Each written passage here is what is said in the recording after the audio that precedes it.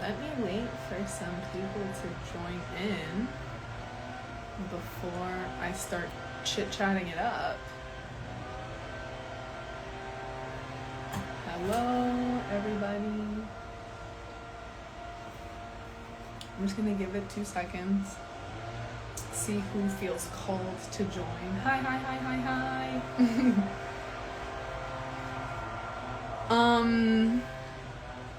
I felt like answering questions.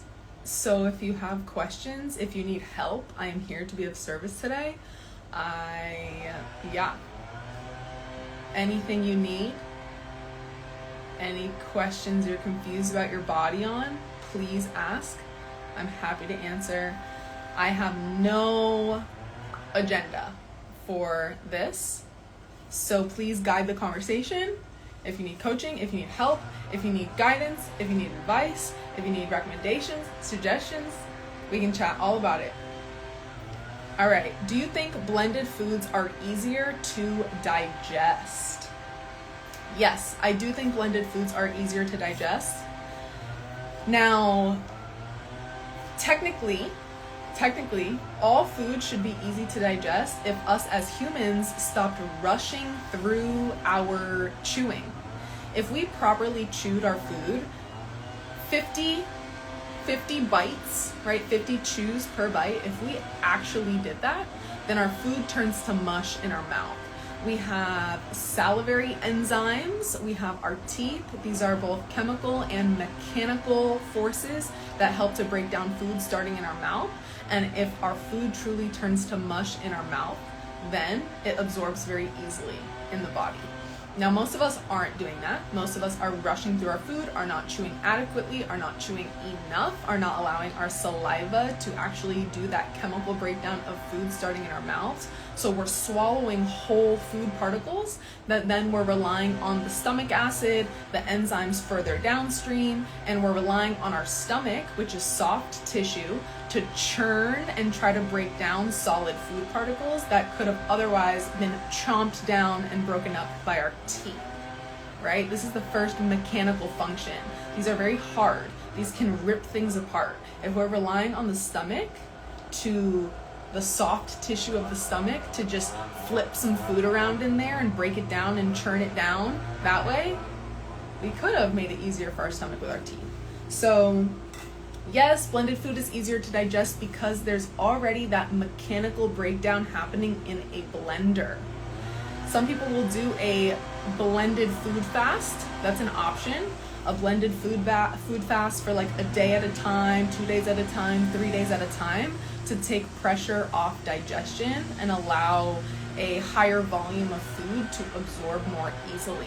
That's the benefit of a blended food fast. Easier on digestion, easy absorption, higher volume of food in a liquid substance, and that can be very healing for people.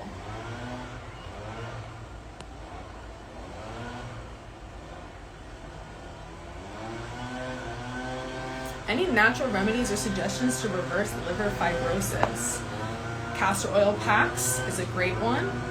Just massaging of the liver, right? Castor oil is going to penetrate the tissues of the body. The only oil that is capable of penetrating deeper tissues of the body and pulling toxins. Liver fibrosis, hardening of the liver. That is all we're talking about, hardening of the tissues of the liver. And this is due to accumulation, right?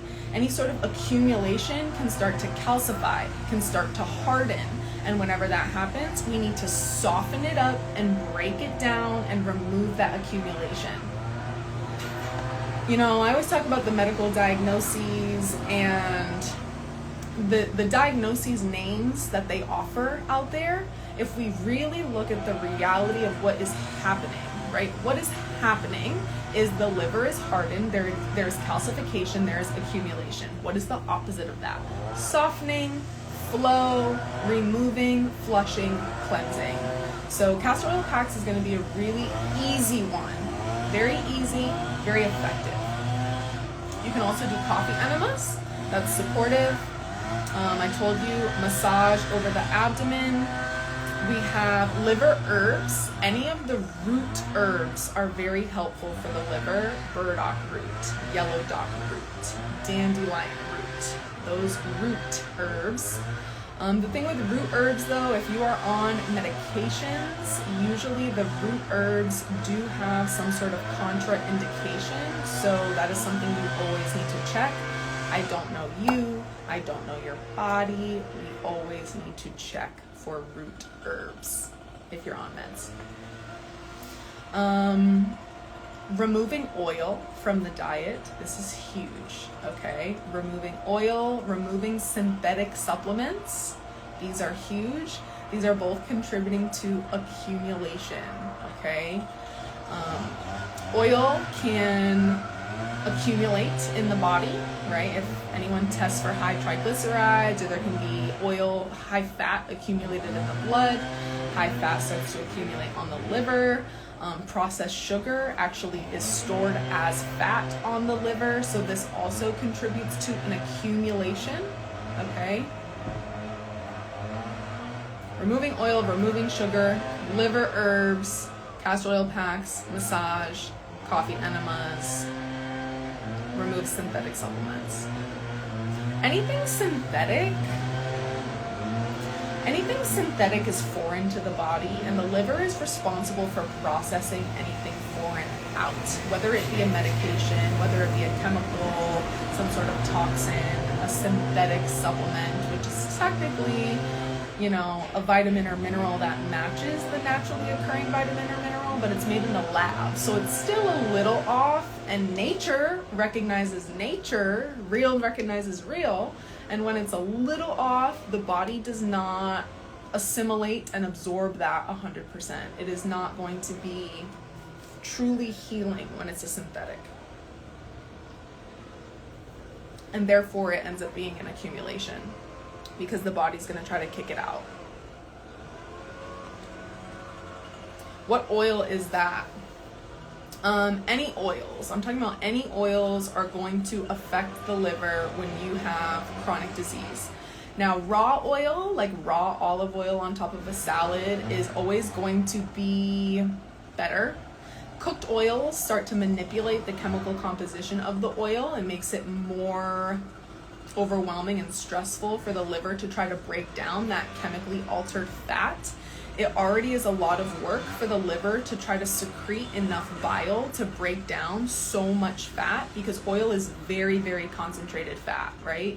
Oil is not naturally occurring. We naturally have fat in olives, in avocados, in coconuts, in nuts, in seeds, but that fat source also comes with fiber, also comes with enzymes, antioxidants, other cofactors, other vitamins and minerals that are paired with that fat in that food to help optimize the use of that fat correctly. When we have oil, it's an extracted fat, and we've removed all of those other cofactors, so it creates this concentrated fat source that the liver is responsible for dealing with, trying to make sure all of it gets either absorbed or kicked out of the body. And if the liver is focused on all of that, and if the liver is not strong enough to help produce enough bile to break that down, then we have an accumulation. Now, if you're having oil once in a while, that's a totally different story. I think I'm referencing more of people who are consuming oil very regularly as part of their diet.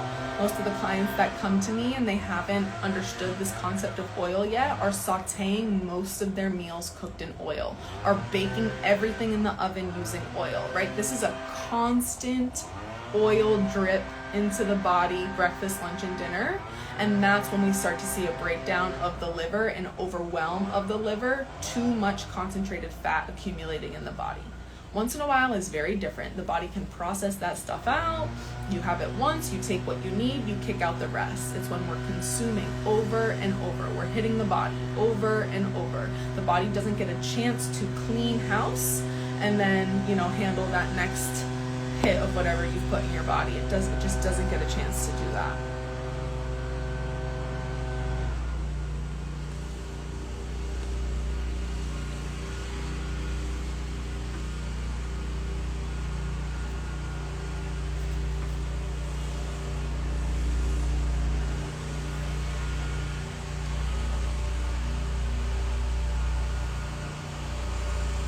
I'm just scanning through all these questions.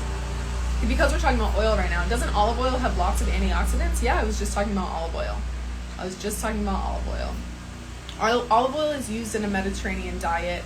Let me not answer and say olive oil has a ton of antioxidants. I could not answer that to you right now. I don't know if the concentration of fat in olive oil and the burden that a lot of oil can have on the liver, if the amount of benefit outweighs that amount of potential accumulation when people are dealing with chronic disease, okay? And I'm only talking about raw olive oil as well. So I will say that across the hundreds of people, right, when you take out oil from the diet, you start to see really great results in terms of detoxification of the body, because your number one detoxification organ, the liver, is not super focused on breaking down a concentrated fat source. That's what I'll say about that. I'm not saying that olive oil does not have a benefit. Obviously, we know that Italians use it often, but also look at the health of certain cultures, right? Mediterranean uses it often. Look at the health of certain cultures. Look at the quality of your olive oil. Is it cut with anything? Is it pure from its all of these things matter. Just like we talk about certain superfoods, certain supplements. All of these things matter in terms of the quality of what you're putting in your body. I don't know if you guys have heard of Seed Oil Scout. Seed Oil Scout is a really cool app. They originally started as like a restaurant finder where you could find restaurants in your area that didn't use seed oils. But then they actually started to turn into a research organization where they do lab testing on a lot of products. And they just came out with one of their research studies about a lot of the olive oil brands that are even found in glass bottles, olive oil that you'll find in Costco, Whole Foods. Even in glass bottles, these olive oils have high traces of plastic residue. And I'm assuming that's because in the production facilities, they're probably not using stainless steel or pure high quality metal all the time. Maybe. But Seed Oil Scout, I came across that and I was like, oh, I did not even know that. Yeah, I just did not even realize. It's like, oh, okay, you have products out here that are sold in glass that also you have the infiltration of plastic residue, because that's just what we all are dealing with as humans now, right? Is it good to consume olive oil teaspoon daily? I personally would not answer like a yes, it's good. I wouldn't say that. I wouldn't say a yes, it's good. I would say that there is a certain liver flushing protocol that uses olive oil intentionally for an acute period of time, a span of 30 days, in order to help the bile ducts of the liver slowly open up and release any accumulated liver stones. There is a liver flush that uses that protocol very intentionally. In all of the books, right? This is important to note, right? In all of the books from your 1900s, right? Your 20th century healers, in none of these protocols does it mention a oil as like a foundational part of a healing protocol, okay? So when you're talking about, is it good to consume something daily, right? That's like a daily habit that we're talking about there. Because that never comes up in all of the books from the ones who came before us, I don't embody that. That was never part of my healing journey. I don't put any clients on that. I tell clients to reduce oil when dealing with chronic disease. That was one of the That was one of the threshold breakers. Like, that broke past the glass ceiling that I hit in my healing journey when I was like, why isn't this working? Why is my face still flaring up? Why is all this still happening? Why am I eating so healthy? My body's like not cleansing, my skin's not clearing, my this, you know? That was one of the things I didn't have an awareness of at the time. And removing oil brought me into the next breakthrough, I would say. The next kind of level of the healing process that I didn't know about at the time.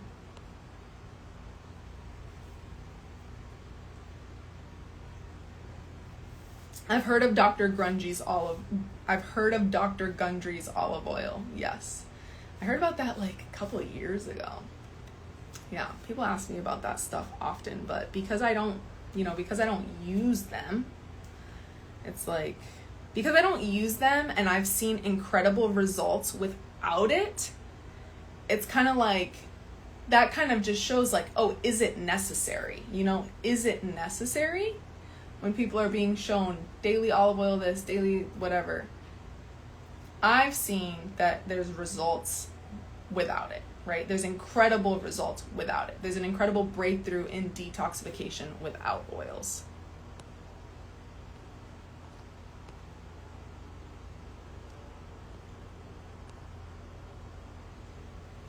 I just finished making a beet, carrot, pineapple juice from the farmer's market with root veggies. Cool to see you on live while I'm juicing.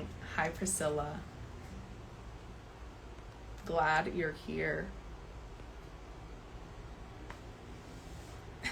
Also, what is your... Scott, you're going hard with the questions right now. Also, Gina, hi. I was thinking about you the other day, and Janan, and your mom. I hope you guys are good. I hope you guys are good. Okay, also, what is your opinion on medical medium? He seems cool and some of what he says makes sense, but some is just redundant and a lot of his followers seem like a cult. I'm not up to date with what medical medium is teaching. The last I dabbled was like 2 years ago. I have 3 of his books are on my bookshelf. I have Cleanse to Heal, I have Medical Medium, and I have Liver Rescue are the 3 that I have. I've gone through them. I was watching his videos 2 years ago.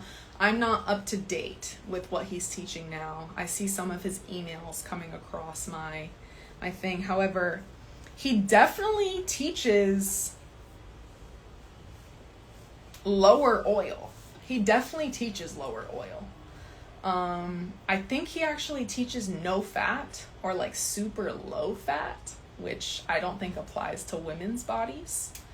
I wouldn't say redundancy is a problem. If, you know, if some of it is redundant, like sometimes natural healing can get kind of redundant because it's really simple, you know?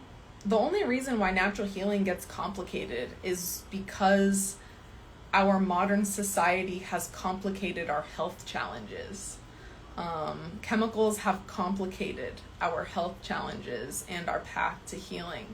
Clearing chemicals out of the body is the thing that makes it more difficult, right? Being manipulated with synthetic supplements or medications makes it a bit more difficult. So I wouldn't be discouraged if natural healing sounds redundant. I wouldn't be discouraged if, you know, someone teaching something feels redundant, because sometimes people also need to hear the same thing like 20 times for it to stick. But yeah, I never used medical medium as a backbone of my healing process personally. I love the heavy metal detox smoothie combination. I think that is a great combination. Love how easy it is to put the cilantro with the chlorella, with the wild blueberries, with the sea moss in the smoothie. You know what I mean? I like that one. I use that one for a good period of time. What are your thoughts on Zen Cleanse, Liver Flush, and people doing it all the time?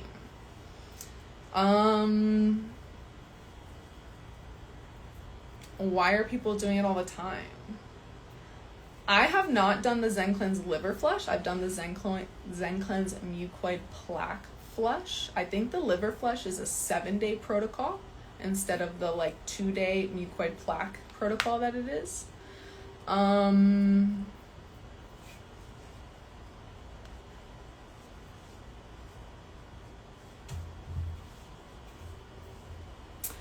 Yeah, I don't think it's a bad cleanse. I wouldn't say it's a bad cleanse. I'd say it's a good cleanse. I'm a big fan of the Zen cleanses. But when people do things often, when people are just doing them to do them, it's kind of like, oh, are you worried that you're not clean enough? Why are you doing them all the time? Also, sometimes, like, it's nice to switch up your method of healing, right? If someone's doing the Zen cleanse liver flush all the time, it's like, okay, can you actually try a different type of liver flush too, to like hit the liver from this angle or hit the liver from this angle, and use, you know, herbal flushing, dietary tools to flush. Yeah, that's my opinion on it. I don't have such a strong opinion on it. I love the Zen cleanses. The mucoid plaque cleanse feels good in the body. I've used that with clients, not in my body, back to back across many months, but some people have done it like 3 months in a row in order to like just clear out a ton of mucoid plaque. They'll do 1 month and then a month later and then a month later. But that's kind of the max that I've seen people do.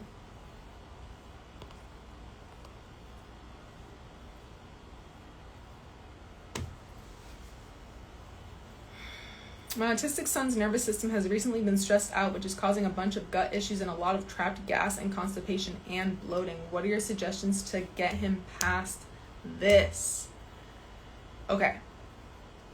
I might have to go grab the book that taught me about this, but autistic children don't have a particular ability to detoxify.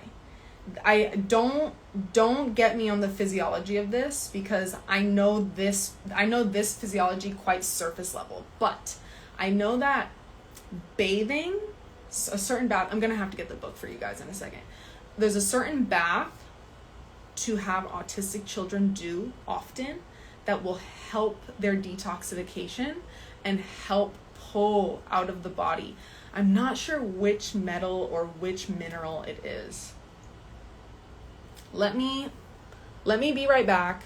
You guys can look at my human body poster for 2 seconds and maybe chat in the comments. Give me 2 seconds to get the book.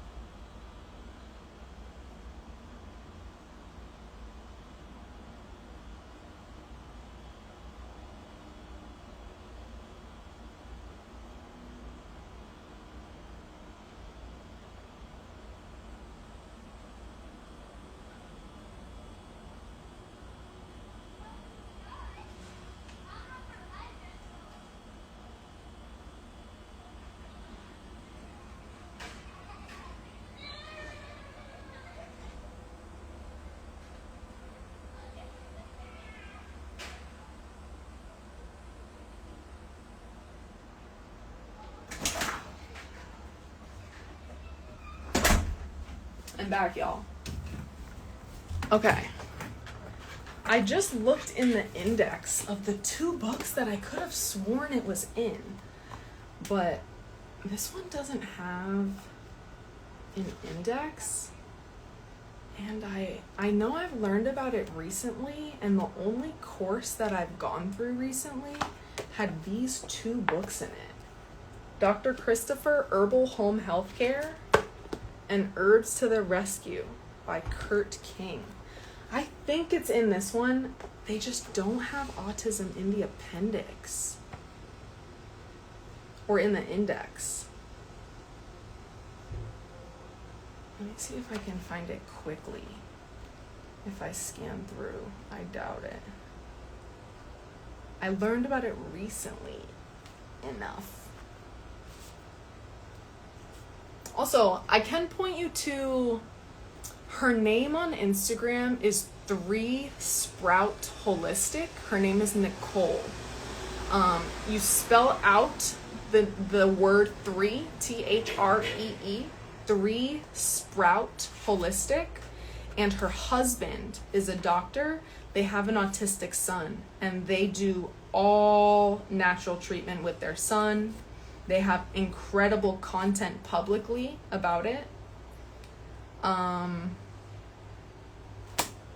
Head over to her. I'm not gonna tackle that one right now, but I learned it somewhere recently. Maybe it will come up. It will come up for me at one point. But regardless of autism or not, anyone who has a nervous system and a digestive system link, right? That is a certain constitution type of the body. When we have a nervous system, digestive system connection, we can classify ourselves as an anxiety gastric constitution. That's what I am. Sometimes people, when their nervous system is in disarray, you see digestive symptoms. It can manifest as bloating, gas, constipation, hardening of the abdomen, of the belly. So anytime that happens, it is not helpful to eat while watching TV, while watching emotional things. It's not helpful to eat while driving or while in a car. It's not helpful to eat while standing up. It's not helpful to eat while doing other activities.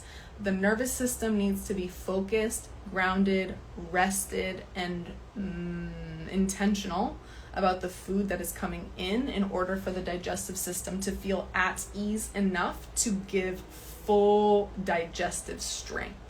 Okay? If there's a lot of trapped gas, belly massage and castor oil massage. You can absolutely do castor oil packs for your son. You can absolutely do castor oil packs for children and for adults and for elderly. You can do castor oil packs for everybody. But get some motion. Get some motion to the abdomen. Give some circulation to the abdomen. Any sort of digestive and nervous system stress like that is just calling for attention and love and care and intention put to this part of the body. It's very grounding to provide massage to that part of the body. It's very soothing. So that's what I would say. Make sure there's enough hydration, plenty of water, and removing mucus-forming foods. Any foods that are like sticky and gloopy and going to contribute to constipation are rice, bread, pasta, dairy. Okay? Those are 4 that contribute to just globbing up and glooping and sticking of the intestines. So keep things hydrated.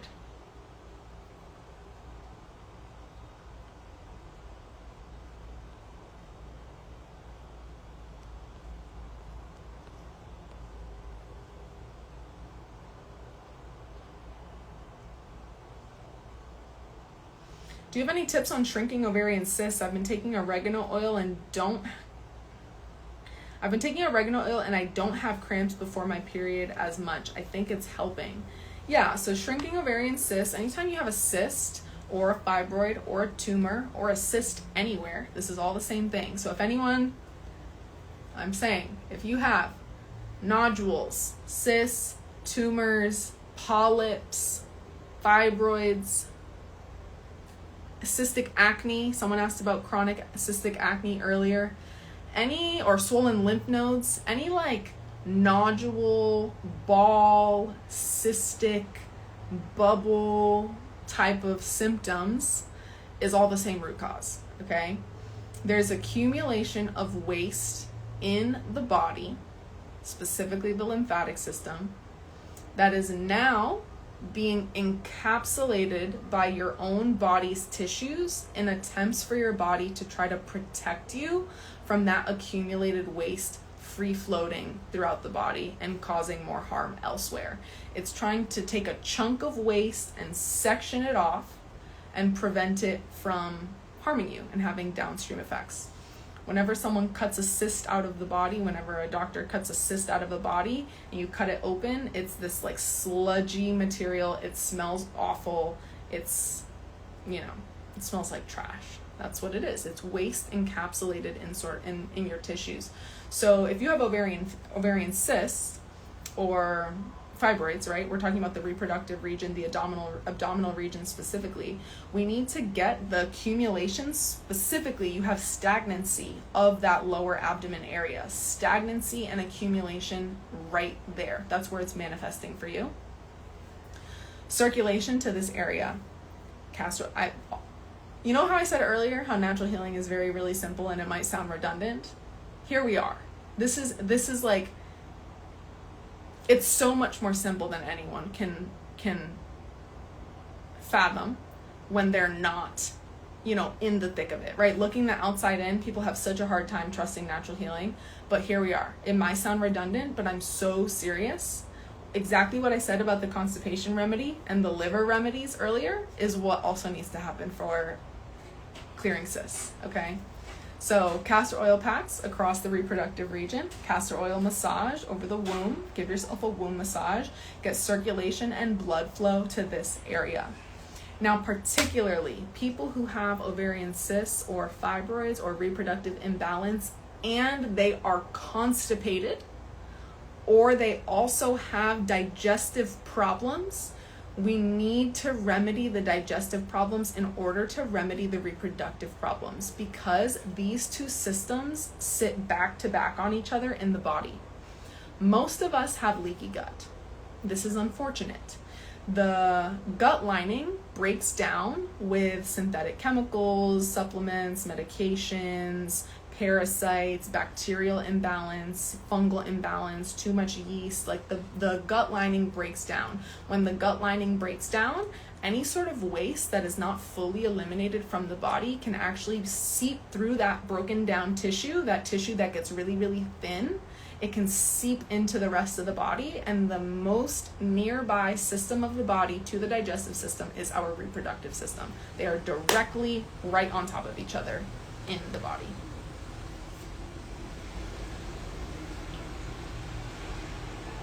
So when you can ensure that waste is leaving your body efficiently, 3 times a day bowel movements, leaving your body completely solid bowel movements that feel satisfying, then you can start to ensure that you are removing waste at the rate that we have to be in order to start to break down some of this accumulation and stagnancy that's happening in the abdominal area.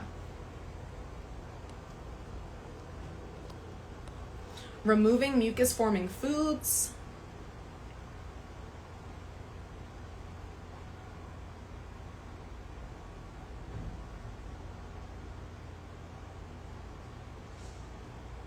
Yeah, talked about the mucus-forming foods earlier.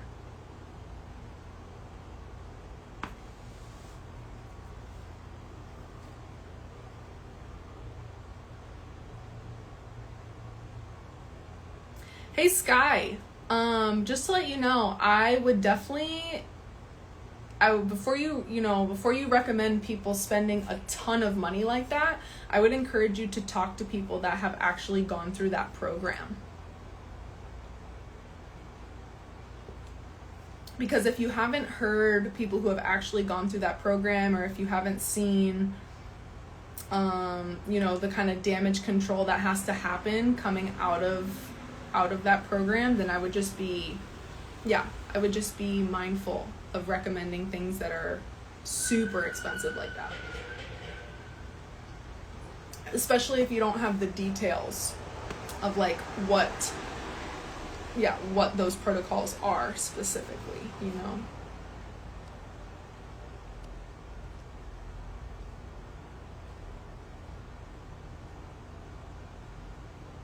Yay, Jade, I'm glad you like the castor oil suggestion. Wow, I was not scanning through. Hi, Jessica. I suspect my dad has lymphatic issues because I did an iridology reading on him and saw low stomach acid and lymphatic rings. He has appendicitis, cysts, polyps. Yes, my friend, you are spot on. You are spot on.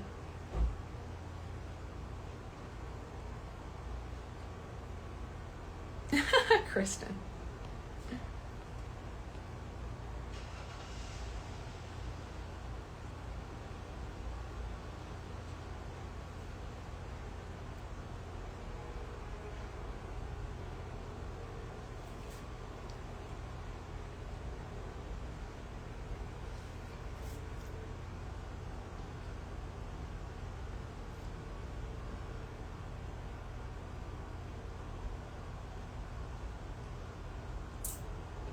What can I give my 15-year-old son? He's been feeling nauseated for 6 months.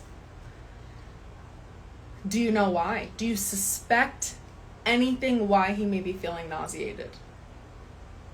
This could be a plethora of things.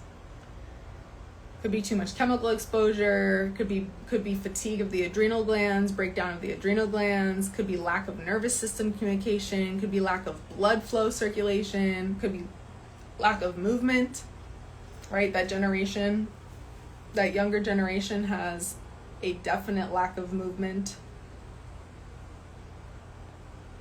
Your hair looks good. Any tips? Any tips about hair? I don't use oil on my hair. I only use water on my hair. Water and my hair product.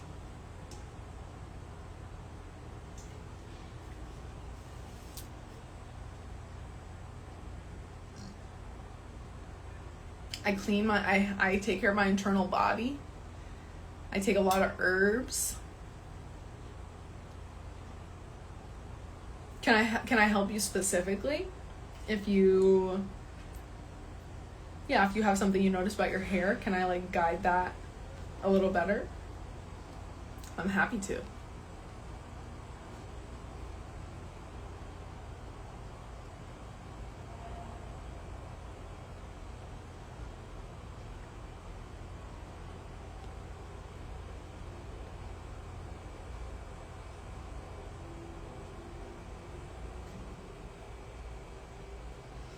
Hi, Kim. Okay, it says, hi, Tori. Since I move a lot for work, having a juicer isn't ideal, but do you recommend a brand of already made juices that can maybe be mailed? I know Whole Foods juices aren't always ideal. Do you not have juice bars over there? I've been to many juice bars along the entire East Coast.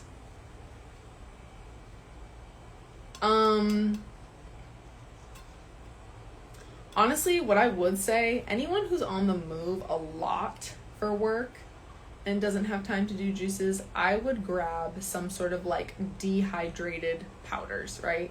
There's beet, there's different fruit ones out there, there is greens out there. If you want to get specifically from Purium, they can't beat this. The green spectrum, the cocoa hydrate, these are all juices, right? These are powdered juices.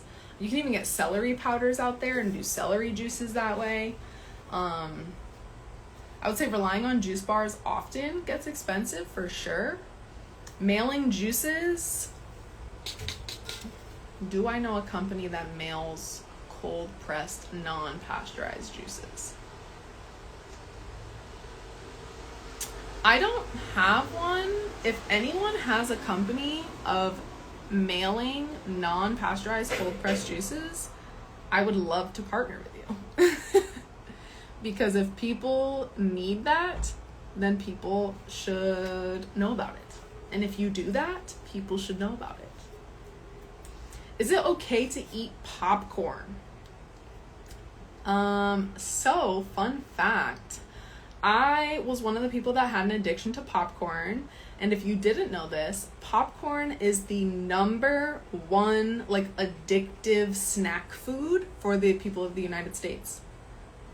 Is the top list. When you ask people, I learned this when I worked at a weight loss clinic. When you ask, they had the stat on this. If you were to ask people, like a survey of 100, what is your like craving snacky food? Popcorn. Everybody, popcorn. Now the thing about with popcorn is popcorn is usually GMO. It's usually with butter, it's usually with a ton of salt, or it's usually with oil. That's unfortunate. Corn is one of the most heavily sprayed crops. It's the most exploited crop. It's the most nutrient deficient crop because of the exploitation of how it's grown and farmed. When you buy sweet corn from the farmer's market, I'm talking about corn itself, sweet corn from the farmer's market, beautiful. But when we're talking about processed corn, roasted corn, deficient corn, that's when it isn't too great.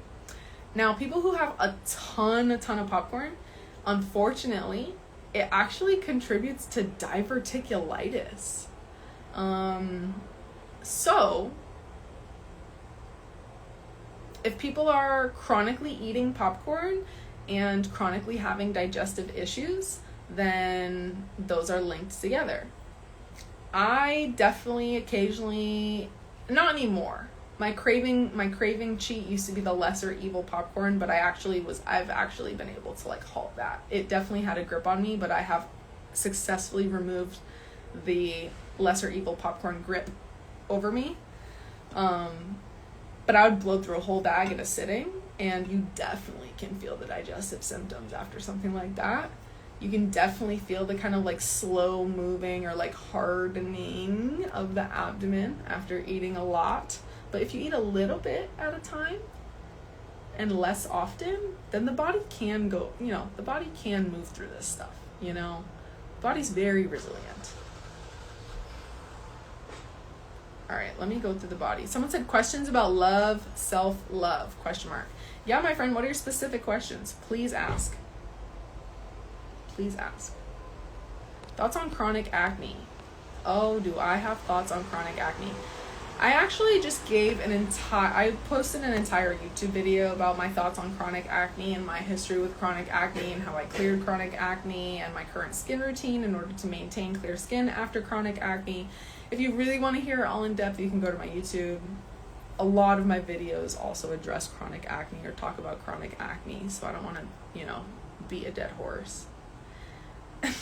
Leah, I literally did love popcorn.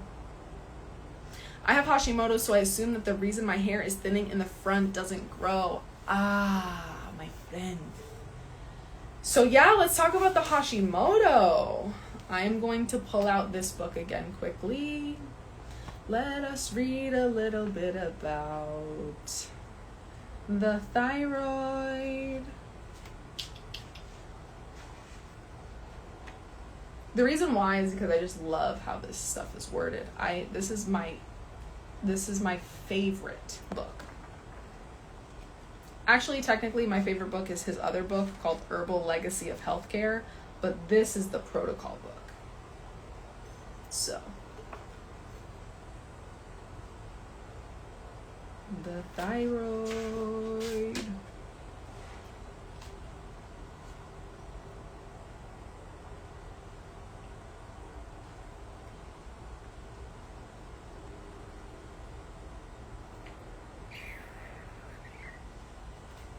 Okay, have a suggestion for you, Loris.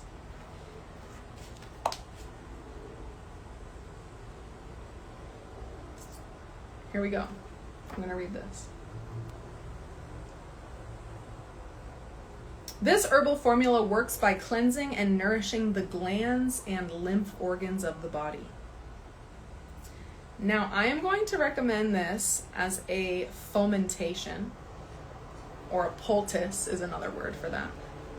Because sometimes external treatments are very soothing. They allow you to put attention and intention into your healing process. So, through accumulation of toxic waste in the body from improper diet, poor bloodstream, and sluggish circulation of the blood system, the glands become congested, infected, swell up, or malfunction. Make a fomentation of 3 parts mullein leaf and 1 part lobelia. So a fomentation is a poultice. 3 parts mullein leaf, 1 part lobelia. Leave it on all night.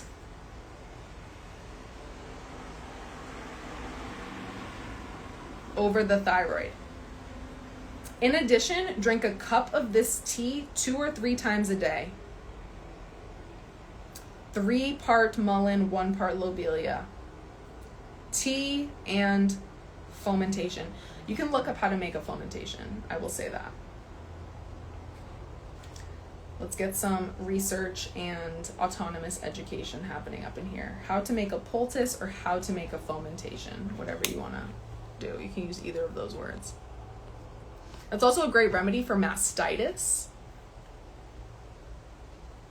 Great remedy for swollen lymph nodes. Great remedy for swollen lymphatic glands of the throat. Let's see what else we got. Loris, I also posted a quite in-depth reel the other month, all about thyroid. Hypo, hyper, autoimmune, all the things. I'm wearing glasses in it. What do you recommend for Alzheimer's and brain disorders of such, including apathy, confusion, short-term memory, vision, perception, anxiety, etc.? So they have deemed Alzheimer's to have the same root cause as diabetes. So that's interesting. They're calling Alzheimer's type 3 diabetes. So when we think about that, how do we address it? Clean the blood, clear out the lymph, address the liver, address the pancreas, and restore and balance the blood sugar, right? So I strongly believe that Alzheimer's can be addressed with a drastic lifestyle change, right? Alzheimer's is a very, very progressed version of the same root cause as diabetes. Accumulation in the body, history of high fat, high processed sugar, high animal, high mucus forming foods, probably high synthetic supplements, probably high synthetic medications, probably constipation for sure, breakdown of the liver, breakdown of the gut lining, probably fungal overgrowth, parasitic overgrowth. Like, you have a very progressed state. When the brain is being affected, the whole body has to be cleared out. So I would say every single dietary recommendation I've ever made, I would encourage that. High hydration, get hydration into people. Encourage them to move their body. That is going to be tough. Or offer massages. If they're not walking, if they're not moving, offer massages to the elderly. Massage their feet, massage their ankles, massage their arms, massage their wrists, massage their thighs. Have them lie down on a bed and massage that blood flow going backwards. Put their feet propped up on a pillow, massage and get the circulation of the lymph and the blood back up towards the kidneys for it to be filtered out of the body.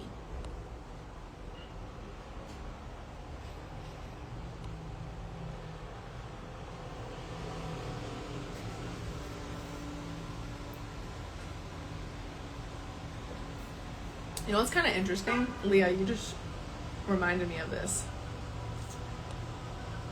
Ever since, like, I kind of, like, cut off all of my group calls, and, like, I don't go live as often. I don't make a ton of videos as often. I don't really do it as often. I still do one-on-one sessions with people, which is, you know, naturally, that is a skill and it lights up my soul. But when I'm not actively, like, answering a ton of, like, questions all the time, or, like, doing these types of lives, or doing a ton of group calls, like, that skill of, like, the information, like, flowing very easily and very quickly, I can feel it, like, gets a little sticky, is how I'll say it. It gets a little hard. It's, like, a little less flow, right? When you don't work the muscle and actively keep doing it, it's like, oh, what was that again? And, like, how does that connect again? And, like, how is that? So it's, yeah. I miss doing this too. I miss doing it too, for sure. Hi, Cam. I hope you're doing good. I hope you're doing amazing, actually.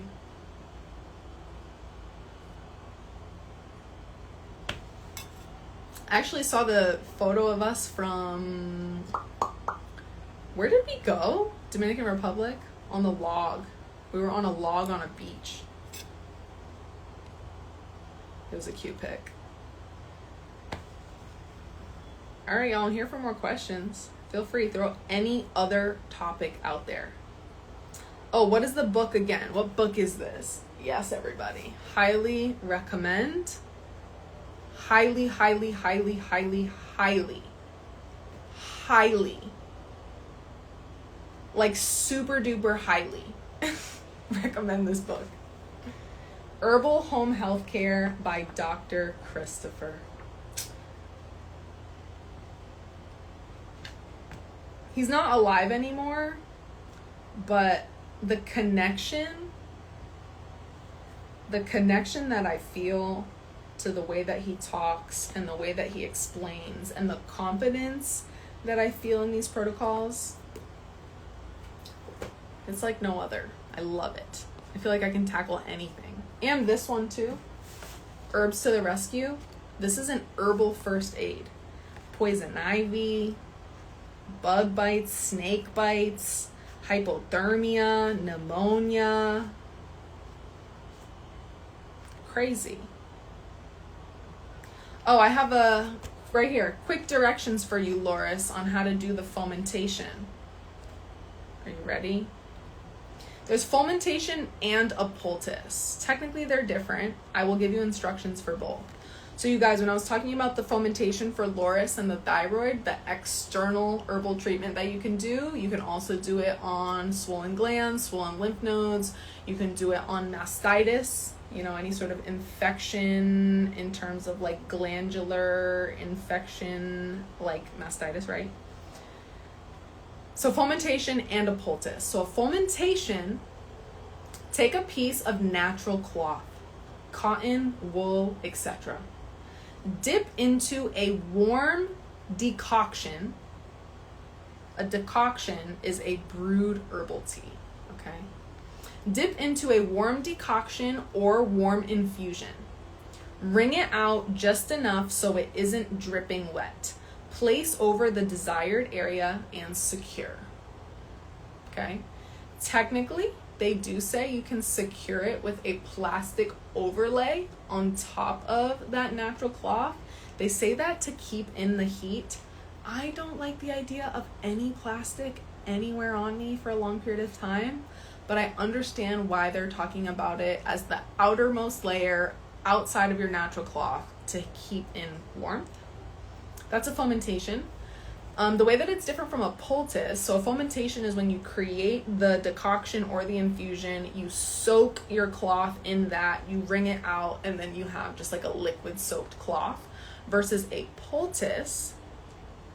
A poultice can be made by heating fresh or dried herbs in water, straining that out, placing the herbs in a natural cloth, and securing over the desired area. So this is when you actually have the herbs wrapped in the natural cloth and they're able to soak through the natural cloth to the desired area. A poultice can also be made by chewing, bruising, or chopping fresh herbs to release the constituents in the herbs, release the natural fluids in the herbs, and putting them within the wet natural cloth and then over the desired area. Kidney poultice I've talked about before. I have talked about that before. Any suggestions for heart health or blood flow? Sarah, super quick, amazing remedy for anyone who needs improved circulation and heart health benefits is a shot of cayenne pepper every morning. Daily habit. Daily habit. Cayenne pepper daily as a shot in the morning. That is a very good, fast, effective remedy.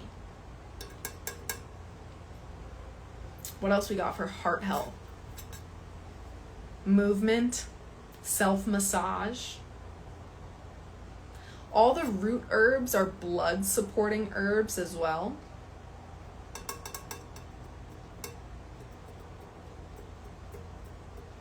I'd really rank them as like movement and massage are your top two lifestyle. Like you're not going to have blood flow and circulation without those lifestyle factors. Removing oil from the diet, removing sugar from the diet will increase the quality of the blood. Things with chlorophyll, leafy greens, spirulina, chlorella, barley, wheatgrass, anything with chlorophyll in it contributes to strengthening the red blood cells and also cleansing the blood from any impurities.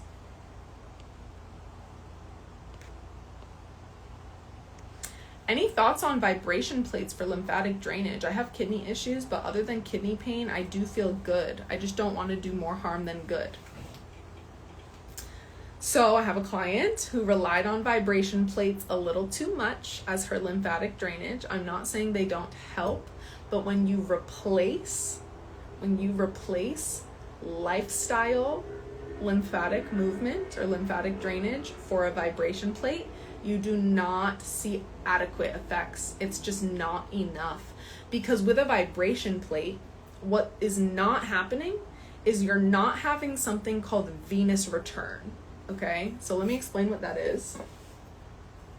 So venous return is when the fluids of your body, blood and lymph, are able to shoot back up the body from your lower half. Okay, so a lot of us are standing and sitting all the time, and we can get stagnant in the lower half of the body. The legs, diabetics, have like crazy stuff happening with their ankles. Sometimes people get swollen ankles, people get edema down there.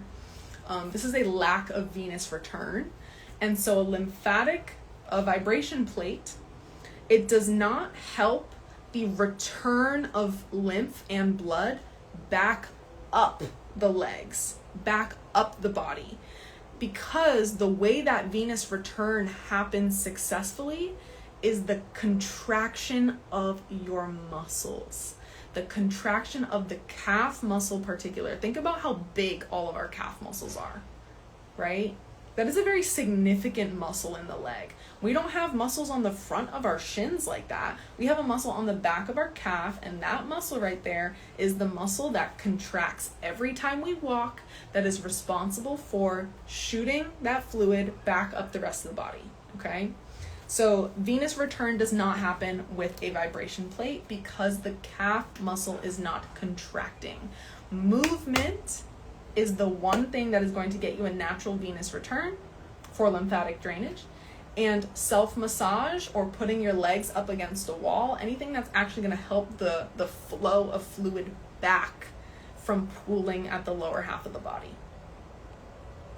So it's not that they're bad, it's not that they're not helpful, it's when you rely on it and exclude the actual truth, right? The actual original truth of how to move the lymph and drain the lymph is when it's just not enough. If you want to supplement, then that's fine. But we can't replace. Will you be posting this? Yeah, of course. I will be posting this one. I guess I do sometimes say like, I don't know if we're going to post this. But yeah, this one will be posted. This is all about health stuff, for sure.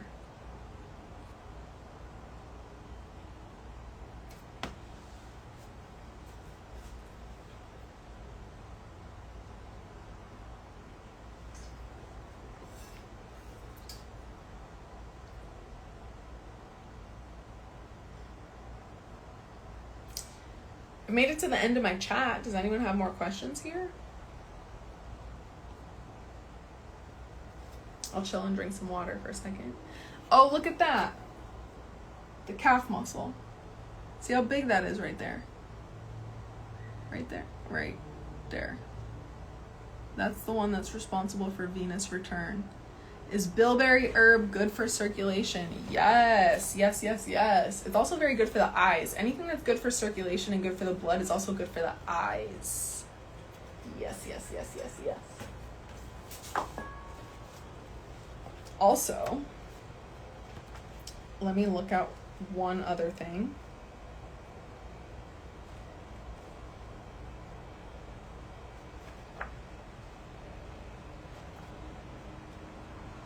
Like I said, I love this book. I'm back in it. I love this book.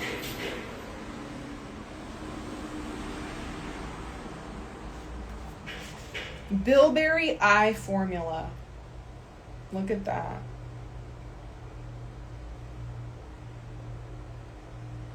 Good stuff.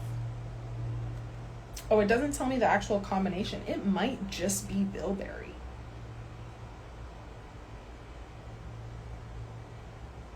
But yeah, anything that's good for the blood is also good for the eyes.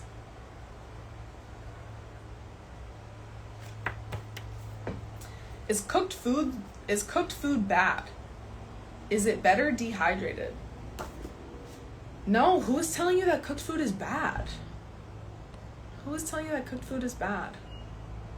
It matters how it is cooked. How it is cooked. Food cooked in oil all the time, not great. Otherwise, food cooked in a microwave, not great. Food cooked in an air fryer, not great. If your food is steamed, if it's roasted without oil, if it is baked without oil, if it is raw, all of these things are totally healing and helpful for the body. Is when you drown it in oil, it's when you drown it in salt, when you drown it in sugar, all those things.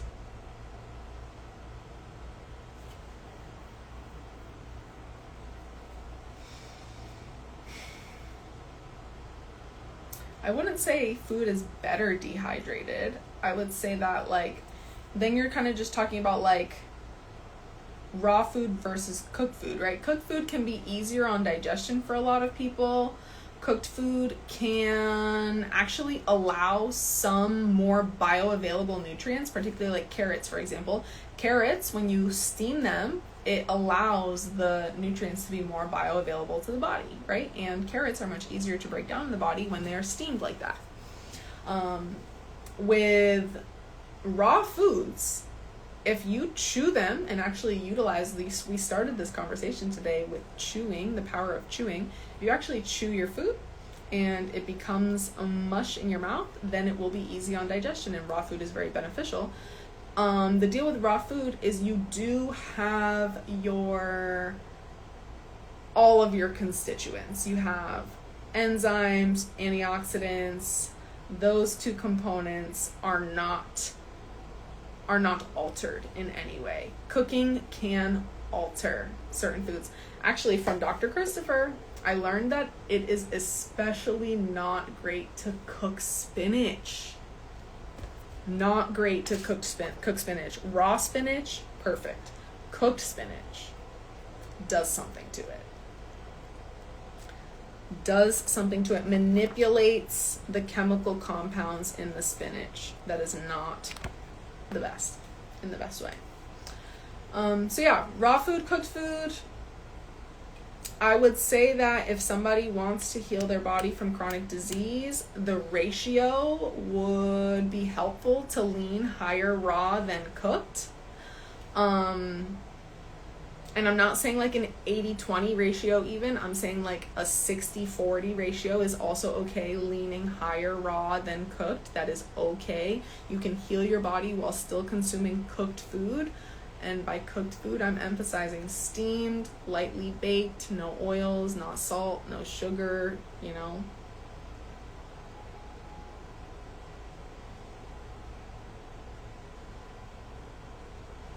Sorry, you've probably answered this question 1,000 times, but what do you eat in a day? What a question. I eat a lot of different things all the time. Every day. Let's see some of the things that I eat. Oh, this is like a long, guys, my diet is not very limited. It's like everything. Like, it is not limited at all. Okay, let's see. Smoothies, nut milks. Actually, I lean higher on seed milks than nut milks. Nut milks are cool, but I definitely prefer seed milks over nut milks. So, smoothies, seed milks, coconut milks. Any fruit out there. Any vegetable out there. Chia seeds, hemp seeds, juices, Blended soups are really nice. Lentil chili, curries, raw pesto, like raw pesto zucchini noodle pasta, tahini, any herb out there, any leafy green out there. I do leafy greens mostly raw.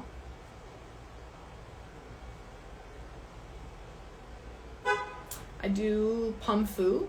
If I'm looking at, like, let me talk about like more like name brand kind of processy things that I grab from stores. Pumfu is just pumpkin seed tofu. Fire. I like coconut yogurt, or coco june coconut yogurt. I like milk, coconut milk, or cashew milk. Or I'll just make seed milks myself. What else we got? I like dehydrated onion wraps. I have one brand called Old Earth of dehydrated onion wraps. Fire. There's also a brand called Raw Breadhead. They do dehydrated bagels. Fire. If y'all are having trouble getting rid of bread in your diet, that is a great substitute. I eat a lot of avocado. What else we got?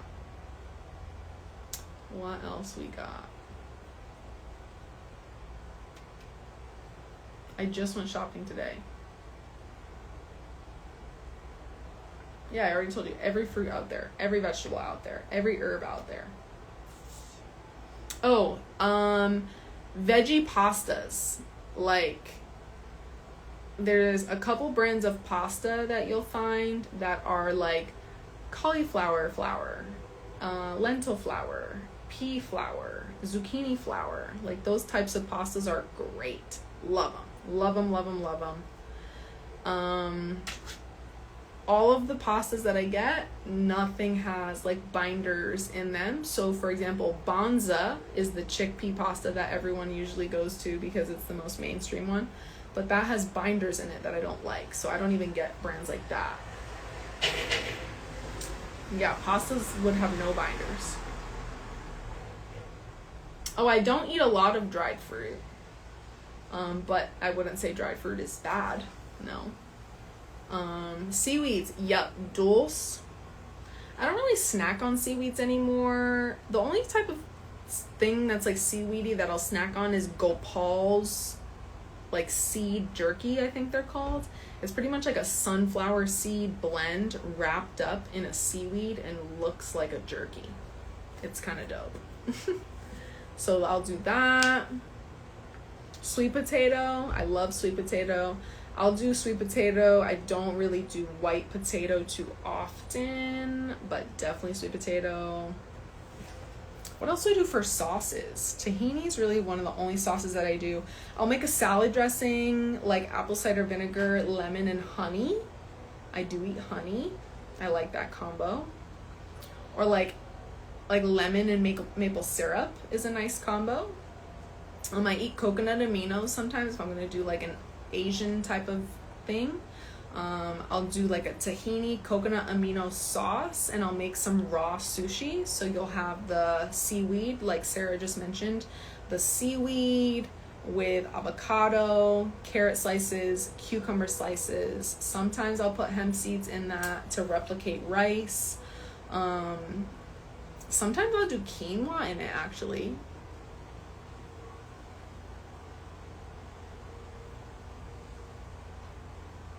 Mustard. I'm pretty sure, yeah. I actually don't eat a lot of mustard, but as long as mustard has no junk in it. Mustard and honey. Honestly, guys, honey mustard and sweet and sour sauce. Let me know, what was your McDonald's sauce? What was your McDonald's sauce? Because I was a honey mustard and sweet and sour girl till the day I die. Obviously not anymore. But honey mustard was top, sweet and sour was second. That was me. I was never a ketchup on my chicken nuggets or chicken selects. I was never a barbecue sauce girl. Honey mustard, day in and day out. Garlic sauce. They had garlic sauce? Ness, ketchup all the way. Ketchup literally on everything. Hot mustard. Oh, you were a spicy mustard. I was never a spicy mustard. I needed the sweet honey mustard.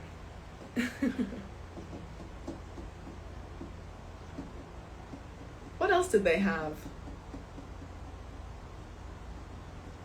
I feel like there were other sauces they had that I didn't even know about.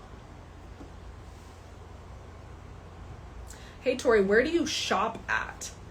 If we're talking about grocery stores, there is a store down here in Florida called Earth Origins Market. It is one of the best natural health stores I have ever found. Earth Origins Market. I'll definitely go to Whole Foods and Sprouts, but I don't get produce there. I will happily get produce at Earth Origins Market. There's also down here in Florida, we have like a farm style store called Detweiler's. Only like 10% of the produce there is organic, but I will scoop up all the organic that's out there. We do have a couple organic farms in my area as well that I will get produce at. So Detweiler's, Earth Origins Market, the 2 organic farms that I go to, and then all the like kind of processed, like I was talking about the veggie pastas, I was talking about the pum fu. Oh, there's also a cheese called Unbelievable. Fire, fire, fire, fire, fire, fire. I also eat a lot of sauerkraut. The brand Wild Brine sauerkraut. I don't make sauerkraut myself as much as I wish I did. I've talked about making Rejuvelac. I told you guys about the Rejuvelac workshop that the Ann Wigmore Natural Health Institute did before. You can make your own sauerkraut at home, which is preferred, and that's how it's most healing, but it's a lot of work, and I don't be doing that all the time.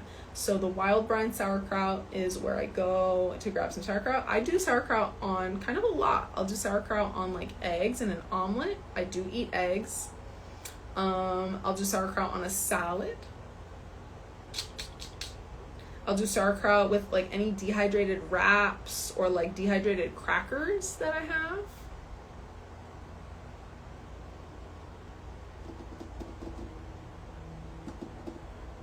Yeah, okay.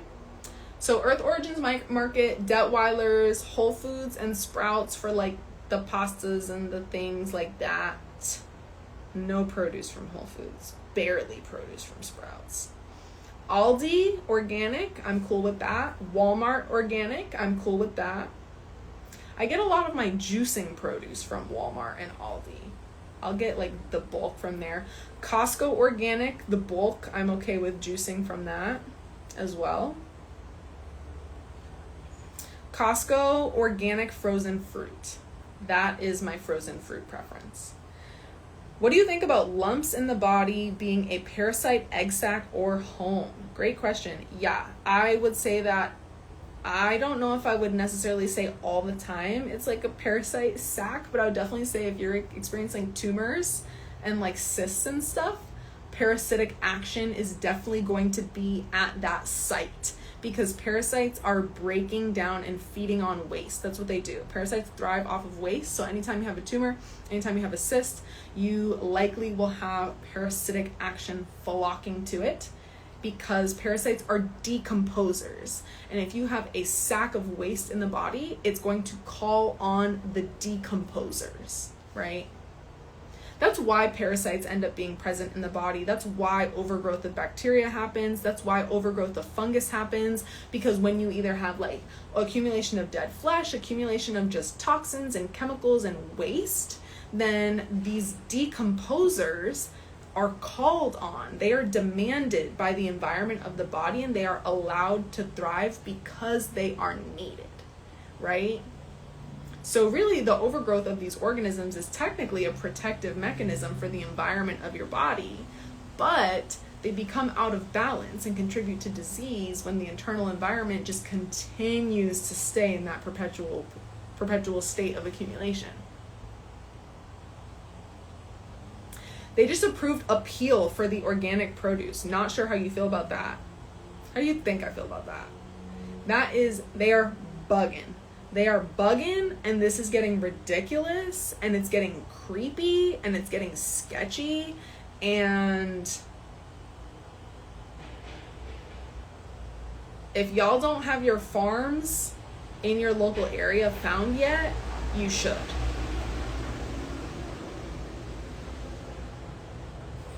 Go find a local farmer. Like, go find a local farmer and go find a quality water source for yourself. If you don't have a distiller, go figure out the reverse osmosis jugs. Like the big jugs you can get. Go find it. It's worth it. It is worth it to find your farmer and your water source. I promise.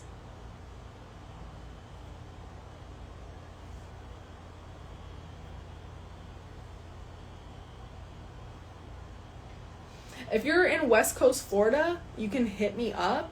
I will tell you, if you are anywhere from like Lutz, Florida down to Venice, Florida, I got you on the connects, okay? Hit me up in DMs. Happy to tell you where to shop. Very happy to tell you where to shop. I just juiced my lemon today and it looked like it was paper in my Nama. Oh no, Loris. Oh no.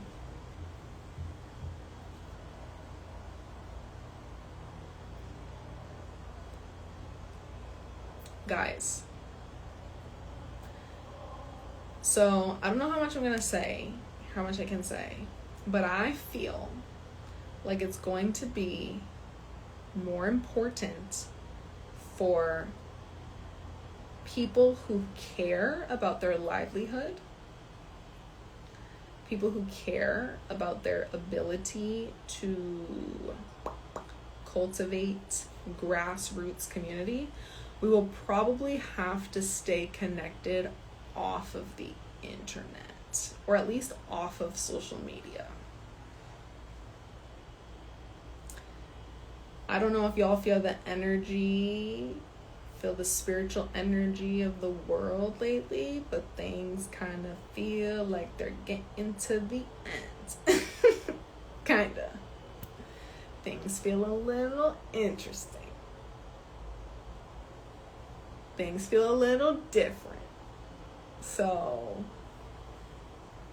you know me, you know my husband. If y'all need to stay connected in some sort of connection place off of the interwebs, at least off of socials, in case they shut us down, any of us, in case they shut any of us down, feel free to connect. Feel free to connect, DM. There will be a location. There will be a place. There will be a place to connect. If I don't know you yet, please introduce yourself to me. I would love to know you. Send me a voice memo. Where you at, where you're from, what you're struggling with, why you're here, why you care about natural health, why you're listening to this, what you're trying to do. I would love to know you, okay? Let's get off of this screen, false, distorted, synthetic connection world, right? 20 of you, I probably know 10 of you personally because we have been connected. Sarah, Ness, Steph, Kristen, Haley, Jessica, Samri. It's a good group. Carissa, Gabriel.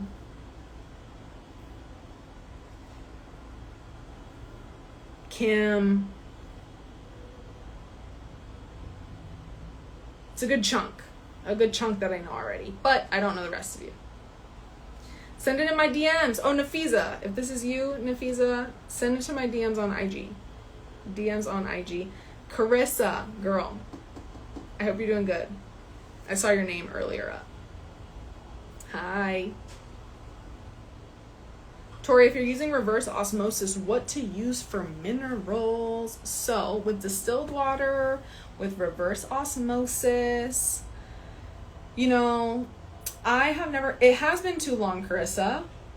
It has been too long. I have a little gang on Telegram from the blueprint who used to show up for calls all the time. We meet still regularly. It's kind of just like this little gathering that we've got going on in my interims of projects. Obviously I don't have that other community, and exciting things are soon, right around the corner, super soon, right around the corner. But I'm still staying connected. So if you want to get plugged in, if you want to get connected, just send me a DM. Yes, send me a DM. We talk all the time. We be having calls for like 2.5 hours, 3 hours. And I'm just chilling. Everybody's chilling. We've all become friends at this point. It's all women right now. So, yeah. I grabbed from the blueprint before I shut it down all the people who like showed up, wanted to stay connected. Yeah. So that's there for you. I was about to answer something. I totally forget what it was. Oh, reverse osmosis and minerals. Yes. Okay, so with reverse osmosis and distilled water, these are filtration systems that do strip the water. Now, if you are eating a diet that is abundant in enough minerals, there should not be this concern about replenishing minerals all the time. Oh my gosh, I need to replenish minerals in my water or else I can't drink it. It's not that deep if you have a balanced diet and if you're consuming all the different parts, right? Herbs should be a food group for you. Seaweeds should be part of the diet. Leafy greens should be part of the diet. These are like the 3 categories of super high mineral foods that like should be a thing, right? Herbs are food, herbal foods, we can call them. Dr. Christopher calls herbs herbal food. Not even herbs, like herbal foods is what he calls them. If you want to replenish minerals in your water, a squeeze of lemon is perfect. That's going to just give you a boost of electrolytes. So that's fine. If you want to go even deeper, you can restore with aqua vibrans from Purium, with fulvic humic acid, if you find any fulvic humic acid tinctures that you trust. Ionic elements from Purium if they still have it. I drink distilled water and I don't use that though. Like my diet is totally fine. Sometimes I'll put lemon in my water. I don't put lemon in all of my water. But distilled water really has a purpose. Like distilled water mimics rainwater, right? Which is very natural. They used to tell us, oh my gosh, don't drink rainwater. But like the reason why they say that is because it's like they think there's no minerals in it, but like hello, water that's totally pure like that, rainwater, what it does is it is able to grab onto inorganic minerals in the body. That's what it does.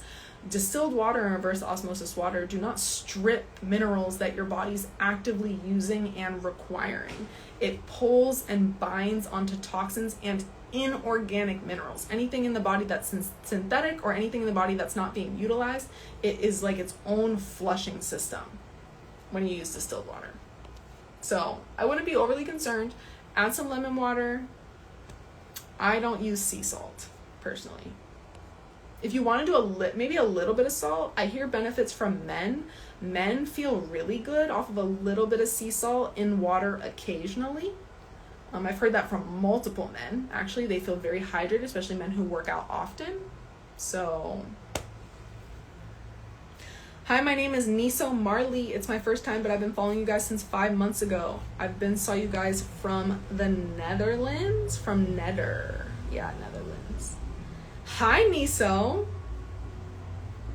Thank you for joining. Thank you for your contributions to the discussion earlier. That was fabulous. I assume you follow Sebastian too because you say you guys. I've been following you guys. So that's fire. It's amazing to meet you. Yes, I have looked into medical medium, yes. Do you think blood type matters? Whoo. So, this is the take that I've always had on blood type diets. When you look into the guy who wrote the blood type diet book, he does not have an abundance of testimonies for blood type diet. None of the 20th century healers ever even refer to that blood type diet. And the reason why people feel good if they follow the blood type diet is because they're removing processed food from their diet.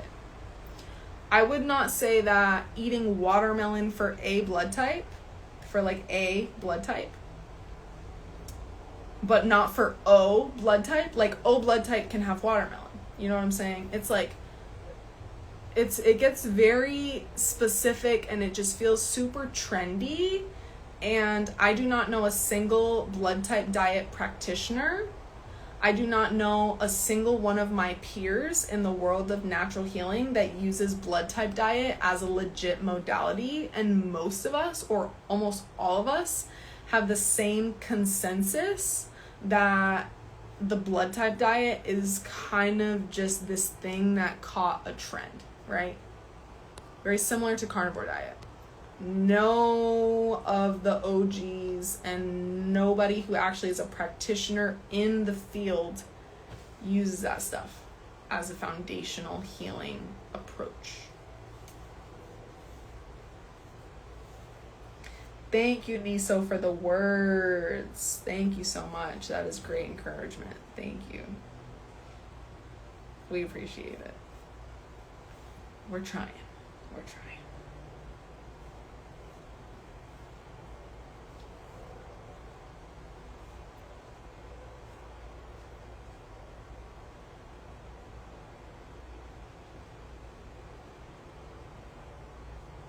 All right, y'all, any other questions? I don't know how long I've been on. I've just been chilling. Brandon, hello. Any other questions about anything? I'm probably gonna go eat some food. But thanks for hanging out. Doing a metal and parasite detox right now. Any advice? Yes. And Daniel says, does Purium have a daily vitamin? Great questions. Okay. Metal and parasite detox right now. Any advice? Yes, I have advices. I would encourage you to do a parasite cleanse in 2 rounds. If you do not have that in your awareness or as part of your protocol, do 2 rounds of it. Whatever your protocol is, if it's a month of herbs or a month of whatever you've got, then when you come off of it, take a break for 2 or 3 weeks, whatever you're feeling, and then do a second round of it, okay? So you have like a back-to-back experience that's going to give you the fullest in-depth of the parasite cleanse, okay?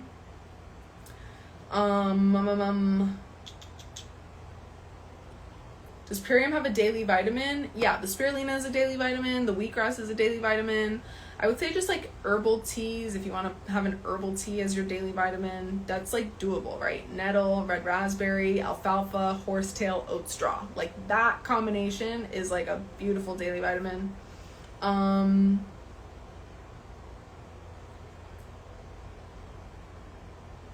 don't really take I don't take a daily vitamin. I do spirulina, I do wheatgrass. I have my like chlorophyll type thing. Spirulina, wheatgrass gives you high iron too, and proteins. I do seed milks, that's daily vitamin. Herbal teas, that's a daily vitamin. So yeah, I just want to share some things, everyone's like, oh, should I take a daily vitamin? It's like, it's not necessary for you to purchase a daily vitamin. If these things are in sea moss, yes, I would definitely include that in the category of daily vitamin, for sure. I'd say spirulina, wheatgrass, seed milks, sea moss, seaweeds, and herbs. High mineral herbs like red raspberry, oat straw, horsetail, alfalfa, nettle. Like that is where I would count as a daily vitamin. And even if you just have a couple of these things a day, like you don't need daily, you don't need like, oh, I need my spirulina, I need my wheatgrass, I need my this, I need my that, like every day. It can be like, okay, today I had my tablespoon of sea moss and I did my herbal tea. Or today I had my green milk and my tablespoon of sea moss. Or today I did a seed milk and an herbal tea, right? It's like, enjoy. Enjoy and you will get plenty of vitamins and minerals. What's your take on fasting for women? Yeah. Fasting for women, great tool. Pay attention to when your period is. I wouldn't fast right before your period and during your period. So 2 week span of time, I would not fast. Right before and during. After and past ovulation, the body can probably handle that. So those 2 weeks versus those 2 weeks. I would not say intermittent fasting. Everything I know about intermittent fasting for women who are of childbearing age, who have not hit menopause yet, I would not say that I have seen good backing for that. Because with intermittent fasting, you're kind of tricking your body's hunger hormone system. And yes, certain intentional fasts are very helpful to take pressure off the digestive system, to allow the body to heal. If we do like a 1-day fast, a 1-day fast a couple times a week, or a 1-day fast during the weeks of our cycles that like feel good and optimal, yeah, that stuff is awesome. Or 2-day fast, like stuff like that is great tools. If you want to do 1 day every single month that you fast, like that's also a cool tool. But when you have this regular habit of like intermittent fasting and the whole morning is like an intermittent fast, you're tricking your hunger hormone, which is ghrelin. Ghrelin is the natural hunger hormone that gets triggered 2 hours after you wake up, that signals your hunger. And when you don't eat and that ghrelin is not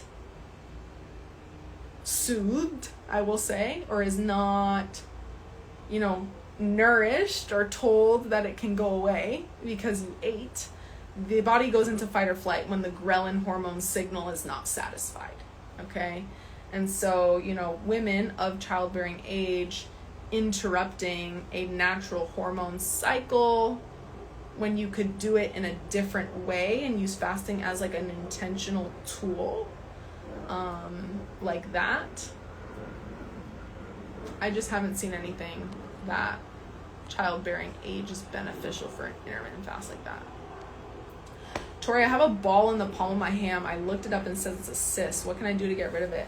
Castor oil massage the heck out of that all the time.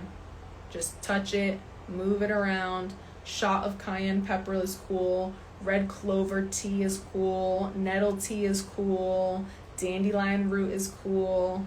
Let me see if there's any topical poultice ideas inside of this book. Look at that. You see what I'm saying? This is a protocol book, y'all. That's what I'm saying. I'm pulling out the protocol book for Leah's hand cyst. Let's see if there's a topical poultice that we could do to break that down other than castor oil massaging. Let's see. Cysts. Page 33, 85, and 180. Let me just go backwards. Let me start at 180. Let me read for a second. Oh, look at this nice quote. Every one of God's children deserves help to ease unbearable conditions with helpful and harmless natural aids. Beautiful. Huria, hello. Long time no talk. Also, hi JD. I saw you responded. I have certain pages of a book that I want to send you about those jabs. Let's look here.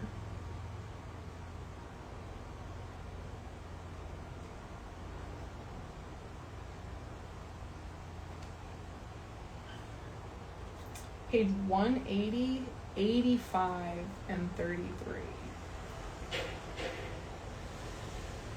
85.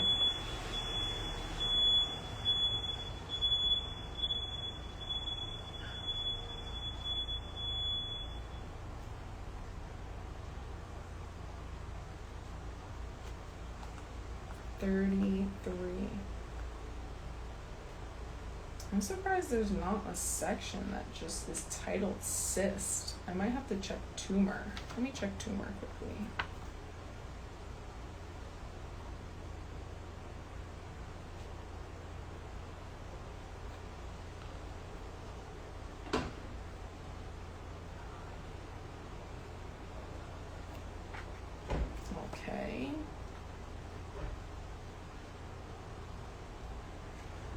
33. Oh no, 35.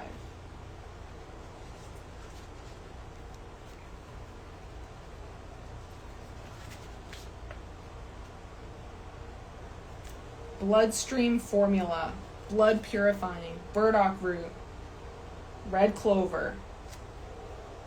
Yeah, dandelion root.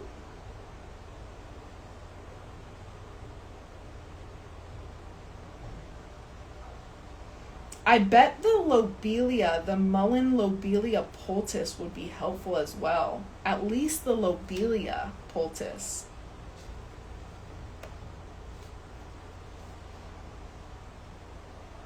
Yeah, I would say castor oil massaging and maybe experiment with a lobelia poultice. Maybe no, let me not recommend that. That doesn't make sense for a cyst.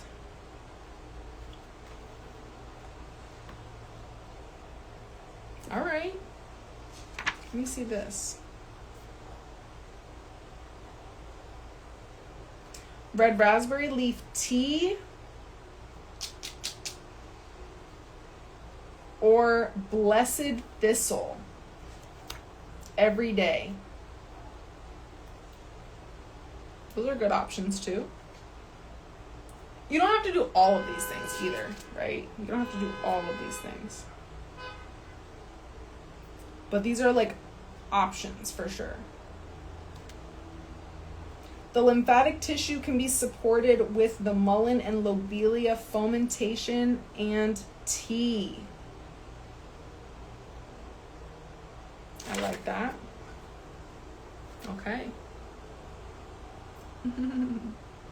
Concentration fake activated, sure. It's like a rubber ball. Oh my goodness. Yeah. There you go. There's the book, everybody. You can screenshot. Great book. Great book.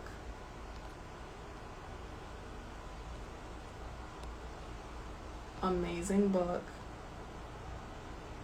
I was just reading this morning about ghrelin and its effects on our microbiome too, so I wonder if that's affected with fasting. Oh, I didn't know about ghrelin and microbiome relationship. Okay. Poke root and castor oil would probably be really good to push it out to the lymph. Oh, my friend. Poke root topically. You're probably onto something. Yeah, castor oil for sure. For sure.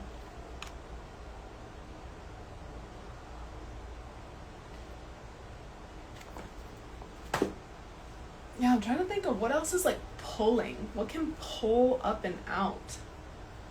I don't have anything else off the top of my head.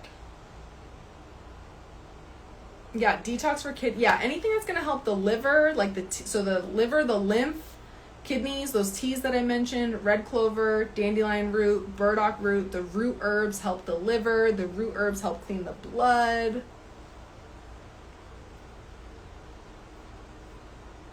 Yeah, that's why all those are mentioned. Liver, kidneys, lymph, and drawing up and out through the skin.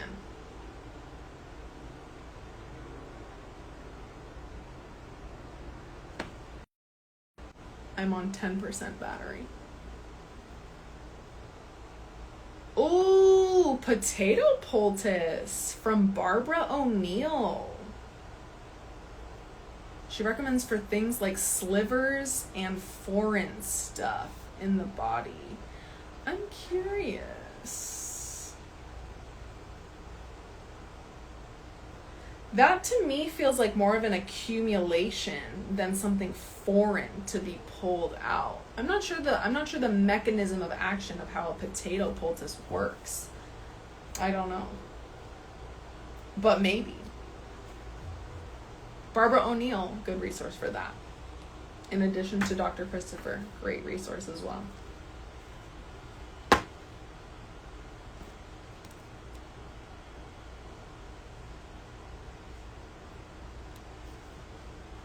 All right, y'all.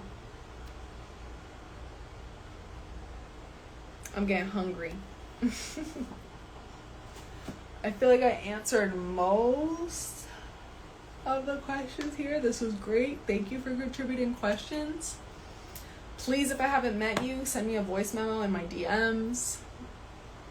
Tell me who you are, where you're from, why you're here, why you care about natural health. I would love to know you, would love to meet you. What else? If you need help with anything, you know where to find me.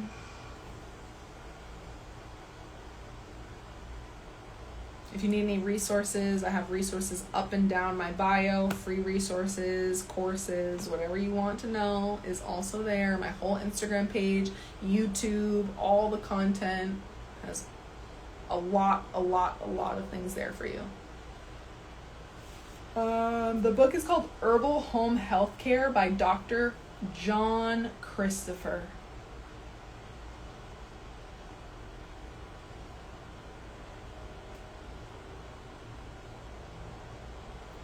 Okay. Good night, everybody. I'm happy I got to hang out. Have a good rest of your day. And we will be in touch. Congrats on your marriage. When I met you, you were single. Yes, I was single at one point, and now I am almost married. It is quite a journey. It is an amazing journey.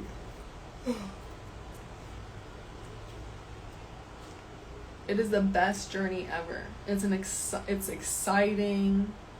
It feels so just solid and legit and just blessed and anointed and all the things. All the best words to describe it. Okay. Bye, everybody.